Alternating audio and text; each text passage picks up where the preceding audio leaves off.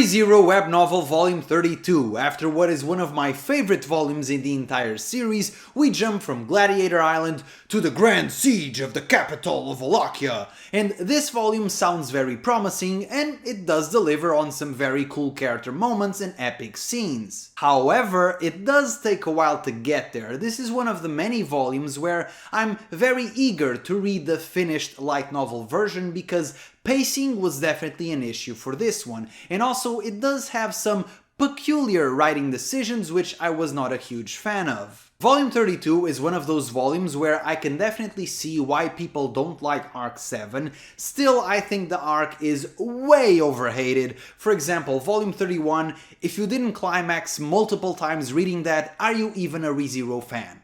And in this very volume we have Garfiel being a G, Otto being a G, Petra being a G, so many G's in here, so much good stuff. It's just that this volume, much like Arc 7, is very inconsistent. I think one of the reasons why people enjoy Arc 6 so much, besides the peak writing of course, is that Arc 6 is very consistent. Volume 21 is in my opinion the strongest opening volume of any arc up until this point, and after that, from 21 to 25 is just pow pow pow, just home run after home run. It's non-stop bangers, and that's why Arc 6 is so beloved. In contrast, Arc 7 is a roller coaster of ups and downs. It has peak character moments, as we saw in the previous review, but it also has a lot of meandering storytelling and overbloated dialogue scenes and a perhaps overcrowded cast. I've talked in past videos about how I rate Arc 4 lower than the community consensus seems to be. For example, I prefer Arc 3 to Arc 4, and that is mostly because to me Arc 4 gets way too convoluted at times with all of the rules of the sanctuary, and the storytelling is way more complicated than it needs to be. And I know most of you don't care at all because you love the witches, especially Echidna, you're a bunch of Echidna simps, and I wish you well, but to me it's hard to ignore the thorny path we had to go through to get to the good stuff in Arc 4. Arc 7 has similar yet different problems. I don't think that the storytelling in Arc 7 is convoluted or complicated whatsoever. In fact, I would say the author did a great job at making the various politics and factions in Wallachia be relatively smooth and well executed. Nothing feels ever too confusing or complicated. The politics trap is one that the author did not fall for. I think Arc 7 gets lost with trying to pay way too much attention to all of its characters, which it has a lot of, and it does these weird narrative tension builders that are later cooled off with boring dialogue scenes or just meandering storytelling, and it's weird because the author gets you excited and then it just doesn't deliver, or at least not immediately, and there's only so much edging you can do to me before I go soft and we have to start over again. So let's talk specifically about Volume 32, and for context, let me remind you, this is how Volume 31 ended. This time, it's our win. As the strongest existence, Natsuki Subaru would trample upon the Wallachian Empire. Whoa! I'm primed, I'm ready, I'm hyped, I'm ready to go, I'm excited, and then we go into Volume 32, and we go to Rem, and Katya, and Flop, and Shisha, and Emilia, and all of the characters in the Emilia camp, and then the Vincent camp, and then Madeline again, and then Rem, and then Todd, yeah? And then all of these characters, and I start looking at the page count, I'm already 200 pages in, and I haven't even sniffed Subaru. Where is he? Even as I say this out loud, I'm very conflicted because I did enjoy a lot of these character interactions. However, I think it was a bit too much, and also context is important. In Volume 30, while I did miss Subaru, I did think the volume was overall pretty good, and it did put the spotlight on other characters that would otherwise not get a place to shine. But then Volume 31 was very Subaru focused, and it was just so good. It was incredible. So to then go back and have another volume without Subaru feels strange, almost like as a reader I feel betrayed by the author. And I get the author's intention, he wants to build up the stakes, build up the battle, and then at the last moment Gandalf, or should I say Subaru, comes in for the save. But unlike that iconic scene from Lord of the Rings where you almost forget that Gandalf exists until he comes in right at the last moment with the reinforcements,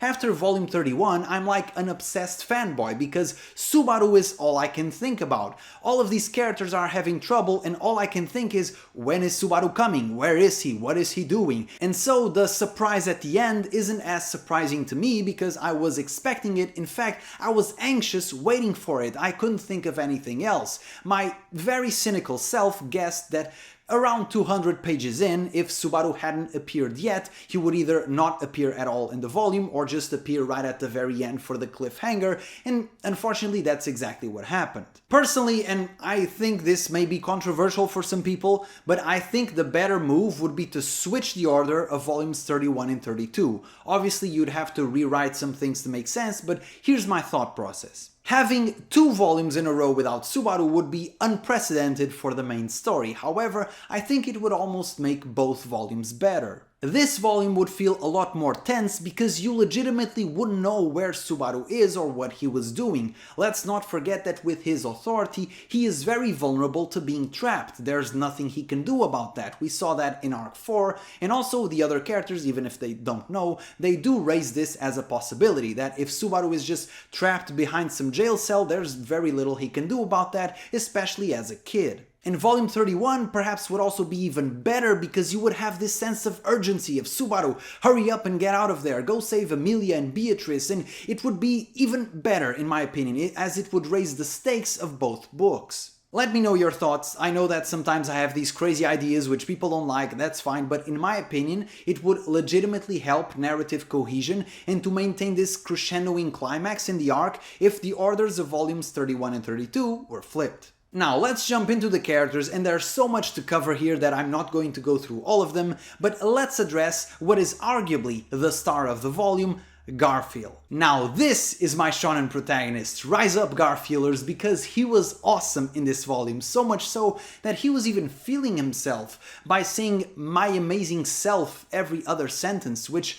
did get a bit distracting. Maybe it's always been like this in the web novel, but coming from the English translated light novel, it was a bit strange. I'm guessing what they're translating from the Japanese is Ore-sama. It's what I'm guessing, I don't know for sure, correct me in the comments if I'm wrong. But still, in English it sounds way more cocky and over the top than what I'm guessing the Japanese is going for, but anyway, it was a fun bit. Garfiel has a few unexpected interactions with Heinkel, and I really enjoyed these. There's a huge contrast in age, but also in their outlook in life. Garfiel is someone who looks at his past failures as a means to get motivated and get stronger and push forward even harder, while Heinkel is someone who wallows in his own misery and is unable to let go of the past. Even their fighting styles reflect this. Garfiel gets stronger against stronger opponents, as we saw against Kurgan in Arc 5. However, Heinkel is just a bully. He is only useful to fighting weaker opponents.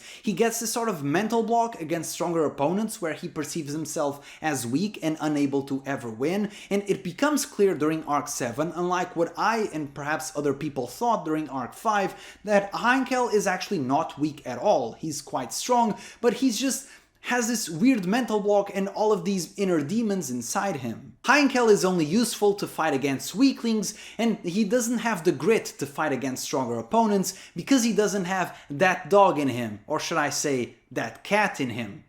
Oh, okay, I'll see myself out.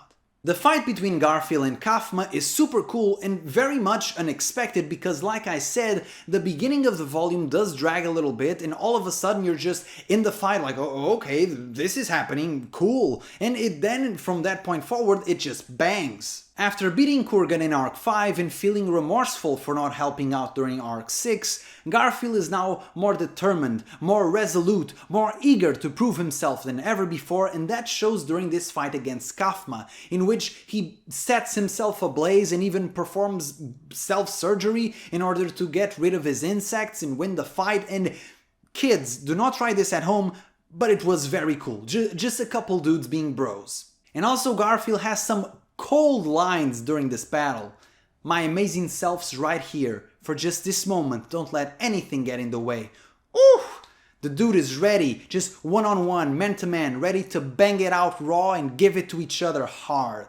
This battle is super gruesome and hard fought, and yet, unlike in Arc 5, Garfiel this time has this swagger about him, this unyielding confidence that no matter what happens, he's not going to lose, and damn, the dude is not just fighting anymore, he is aura farming. And as a side note, I still can't believe that he's 14 or 15 I guess now, because he's just so cool. He's a shonen protagonist. Moving on to something that is not cool though, and it pains me so much to say this, Emilia. And let's try to make a nuanced point so that people can understand my point of view, and I don't get those weird comments where people don't even watch, they just read the timestamp and they say, "So you hate Emilia?" If you've been watching these reviews all the way back since Arcs 1 and 2, congratulations, you're an OG, thank you so much for the support, but besides that, you know that Emilia, I've always had a soft spot for Emilia, even though I didn't like the way she was used, or should I say not used, because even though she's very strong and very capable, the author always seemed to treat her as a sort of frail, useless princess, which she is not. I'm happy that ever since Arc 4 that seems to have greatly changed. Emilia is now on the front lines, doing things, taking charge, taking names, and I love that. However, the dialogue can get a bit rough sometimes, with Emilia still being very much pedestalized and almost infantilized by the author. A lot of these dialogue scenes with Vincent were rough. Very rough. And I regret to say this is the first time in the entire series where Emilia genuinely annoyed me. Listen, I can deal with Emilia being naive. I know some people don't like it, but to me personally, I think it's an endearing character quality. I can deal with her being inexperienced. I think it makes her more of an underdog to root for in the royal selection. I can even deal with her being oblivious in social situations because, personally, I can relate with that. However, what I cannot deal with is Emilia being dumb, because that's just lame. Multiple times during the conversations with the Vincent camp, Emilia comes across as so profoundly unintelligent or just completely clueless, and I don't need her to be as smart as Otto or Beatrice, but come on, even Petra is picking up on a lot of this stuff, and Petra's like 13. Sure, Petra is very smart and a very precocious young lady, however, Emilia is aiming to become queen, and she cannot be getting outsmarted like this. It makes her look unfit to lead, which I think she is. A lot of my criticism towards Emilia comes from the fact that she's not just a standard cute heroine, she is someone who is aiming to become queen, and from that perspective I have to be a lot tougher on her. And from a writing meta standpoint, I understand why the author did this. You usually add in a less knowledgeable character to serve as a stand-in for the audience, so that the other characters can deliver the necessary exposition. As an example, let's say you had a character say something like, "Ah yes, Vincent, who is now going by the name Abel because he was ousted from the throne by Shisha and is trying to take it back." This wouldn't feel like actual dialogue, as in an actual person talking. It just sounds like someone regurgitating the synopsis. This is not good, this is bad writing. So by adding in a character who gets confused or asks questions and needs things explained to them, it's a good way of making the other characters explain things to them and consequently to the audience, while still sounding like actual people talking. However, I think here the author went way overboard with it. The finishing blow to me was when they were talking about the Valachian stories, and Emilia said something like, "Oh yes, Petra knows all about that stuff." So the peasant girl from a village who's 13 years old, working as a maid, who studies in her own free time out of her own free will, knows more about the surrounding countries than you, who is aiming to become queen. And you think that's reasonable? I don't know, this whole conversation is a horrible look for Emilia. And the ironic thing is, in the rest of the volume, I quite enjoy Emilia. She's making an effort to grow closer to Priscilla. Not sure that one will pay off, but the effort is appreciated. She's trying to put herself in uncomfortable situations to grow both as a person and as a combatant. I love her Ice Subaru Kagebushin fighting style, and how she called out Madeline for being unable to admit that she lost the first time. She's getting assertive, she's getting cocky. I like that. I still like the overall direction in which the Emilia character is going. However, I don't know why the author made her to be such a dummy in this volume. I get that he wanted to highlight Petra, but you don't need to put down Emilia so much to highlight Petra. I think you can do both at the same time, make both characters look good. It was just way too much, and I'm very curious to see the light novel version to see if this is sort of toned down a little bit. I'm hoping so, but we all know that the English release of the light novel will only come out in I don't know how many years. I'll probably be a grandparent by then, but until then, stay tuned. And speaking of kids, let's talk about the very puzzling Yorna is Priscilla's mother's storyline, because to me that was very surprising. It came out of nowhere. If we want to be honest, it was teased in volume 30, and if we want to go all the way back, it was sort of teased during arc 5, even though at the time we didn't have the information to make the connection, but still this came as a complete surprise to me. I really enjoy Yorna as a character. She's one of my favorite divine generals. However, this was very much a okay, this is happening sort of plot point. It was peculiar. I always expected Priscilla's mother, which I always wanted to know more about. I always expected her mother to be more fiery and arrogant, sort of like she is, but Priscilla is very similar to Vincent in a lot of aspects, so maybe they got the arrogance from the father side. Still, Yorna seems way too wholesome to be Priscilla's mother, but let's see where this goes. This was one of those things I thankfully didn't spoil because it came as a legit surprise to me, and I don't know what the community thinks of it, but as far as I can tell from this point in the story, I don't hate it or love it. I'm just tentative. Let's see what the author is cooking, let's see where this is going. Now, for things that did surprise me very positively, Petra. And Petra is tremendous in this volume. She's quickly becoming one of my favorite characters, which is just amazing because before this volume, she was just a character I did not care for at all. To me, she was just the token lolly so that arcs 3 and 4 were even more brutal. So to see her have this growth is just incredible. Now we are cooking. Petra has an actual full-fledged personality that's not just liking Subaru. She's smart, hardworking, proactive. She is by all means a better queen candidate than Emilia. Okay, I'll stop. And initially, I was very shocked reading this volume. Let me read you out loud my note.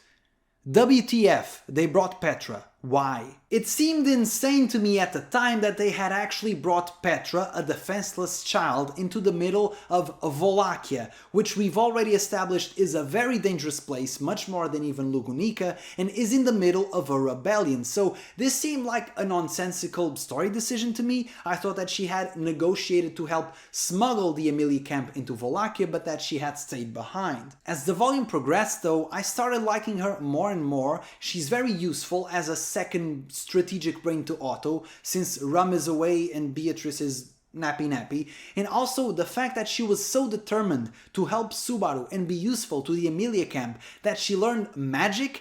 That was super surprising to me as well. Young magic, contrasting to Subaru's yin magic, light and dark. That's so cute, and also such a good metaphor, buff and debuff, for who they are as characters. Otto's heroic moment with him overclocking his blessing was super cool, but also not unexpected because Otto is the ultimate bro. It is known. However, with the addition of Petra, it took that scene to the next level. It, in my mind, fully establishes Petra as a full-fledged member of the Emilia camp. She is now very useful in many more ways than one. She can use magic. She's not just a defenseless child anymore. She can actually fight. And in a book which ends with multiple cool cliffhangers, such as Garfiel vs Olbart, Emilia vs Madeline, a freaking dragon showing up, and I don't mean a lolly with a temper, I mean an actual giant dragon, and Subaru, the strongest existence, showing up at the end of the fight. Somehow, in the middle of all of these, one of the ones I'm looking forward to the most is the Petra cliffhanger. To put the ultimate innocent character Petra against the ultimate evil, the GOAT, Todd himself, is such a spicy cliffhanger. I'm looking forward to that one almost as much as I'm looking forward to Subaru's return. Almost as much. The author is absolutely cooking with these cliffhangers and setting up for the next volume. And now for one of my favorite characters, Rum. I was initially very scared because I thought that Rum had stayed behind in Lugunica, and I was so much looking forward to her making fun of Subaru, and Rum is the funniest character by far in ReZero, and if you think otherwise, that's okay. but you are wrong. She was not with the main group, unfortunately. I really wanted to see her interact with Vincent and Priscilla. That chemical reaction would have been delicious to read, but she is with the clown pervert himself, Roswaal, and Serena, the lady from X5. And I think I've said this before about another character, but it also applies to Serena. She looks so much like a Fire Emblem character, it's uncanny. From the look to the name to even her being related to Dragon Riders, if she were placed in a Fire Emblem game, no one would bat an eye because she just fits. The interaction started off a bit strange because Rum was very aggressive right from the get-go against Serena,